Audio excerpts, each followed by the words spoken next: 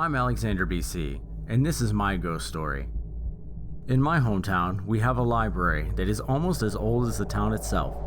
When I was about 12 years old, I was assigned a history paper in school. We were allowed to choose the topic, so I decided I wanted to write my paper on the history of the town.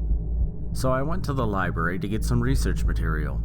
The library is actually a large 2-story house, once owned and lived in by one of the town's original prominent families. The first floor was where the majority of the newer books were kept. The second floor was off limits unless you received permission from the staff to go up there. This was because that's where they store most of their old books and historic documents.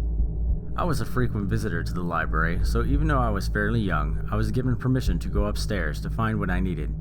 I went upstairs to find a large room surrounded by bookcases with 3 attached side rooms. I didn't have any preconceived notions about the library, but I felt uncomfortable upstairs alone for some reason. I started going through the books, trying to find something interesting, when from one of the side rooms I heard a loud bang, like a door being slammed, which was odd since they had removed all the doors from the side rooms. I started feeling uneasy, but I decided to see what it was. I think maybe a bookshelf gave out.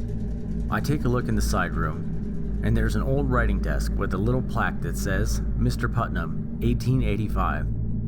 The room is a bit cold, but nothing is out of place. A little confused, I shrug it off and go back to the center room to keep digging through books. I finally find a book that covers what I'm looking for, and sit down to start reading. I get a few pages into the book, and my heart starts pounding when I hear another loud bang from another of the side rooms. This time, it sounded like someone threw a brick at the wall. I can see into part of the room, and it looks like a nursery or a playroom based on the tiny rocking chair and teddy bear next to it. For some reason, I was terrified of going into that room. I decided there was no real reason to be scared, so I reluctantly get up to check it out. I walk into the room and turn to the corner I wasn't able to see from outside. I am frozen in utter terror as I meet the pale, lifeless eyes of a young woman in a white dress hanging from the ceiling by her neck.